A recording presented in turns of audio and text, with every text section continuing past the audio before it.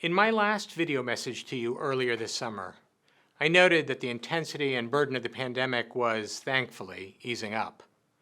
But if this pandemic has taught us anything, it's that the virus that causes COVID is sneaky and it's relentless.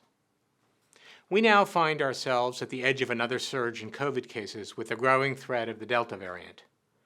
During the month of July, the number of COVID-positive cases in Massachusetts doubled every 1 to 2 weeks, a tenfold increase from 78 new cases a day at the beginning of the month to more than 700 new cases a day by the end of the month. We haven't seen anything like that since after Thanksgiving. It's clear we're at another critical inflection point, a fork in the road. We can either prolong this pandemic by giving in and giving up to our exhaustion and our frustration, or we can commit to doing everything we can to fight it. We can't give in and we can't give up. And our profound responsibility to our patients and to each other, our moral responsibility really, must drive the actions we take as an organization. So it's with that in mind that I'm announcing today 3 important steps we're taking as an organization to keep each other, our patients, and our communities safe. First, we're moving forward with requiring COVID and influenza vaccinations for all staff. With about 85% of our staff already fully vaccinated, we had originally planned to wait until 1 or more of the COVID vaccines were lifted from emergency use authorization and fully licensed by the FDA before requiring it as a condition of employment. But things have changed over the last month or so.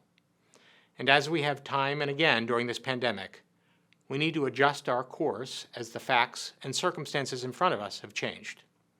We're teetering on the edge of a significant surge in COVID cases, and we have safe and effective vaccines available.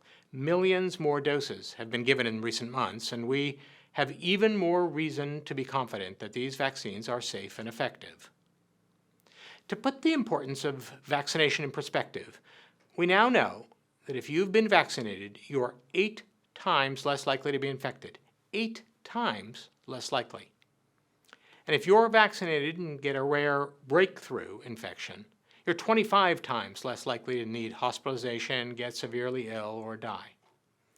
Given that, and given that we anticipate that at least 1 vaccine will be fully licensed by the FDA soon, we will be requiring that as a condition of employment, our staff be fully vaccinated against COVID-19 as well as influenza by October 31st.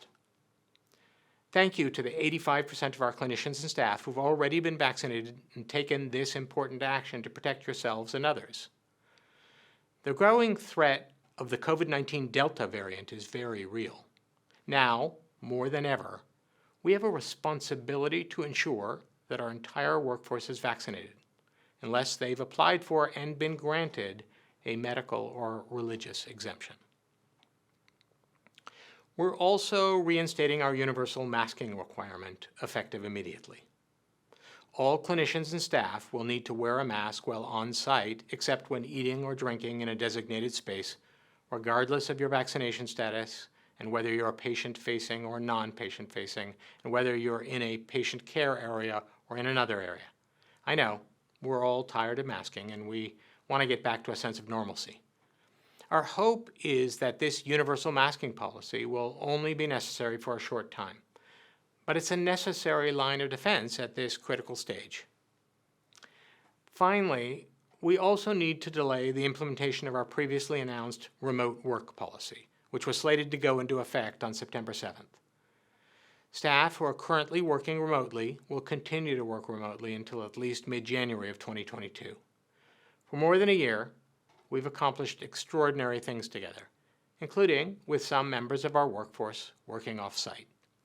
Given the significant challenges we're facing in this ongoing pandemic, it doesn't seem to be the right time to bring these colleagues who've been working remotely with real success back into the work environment.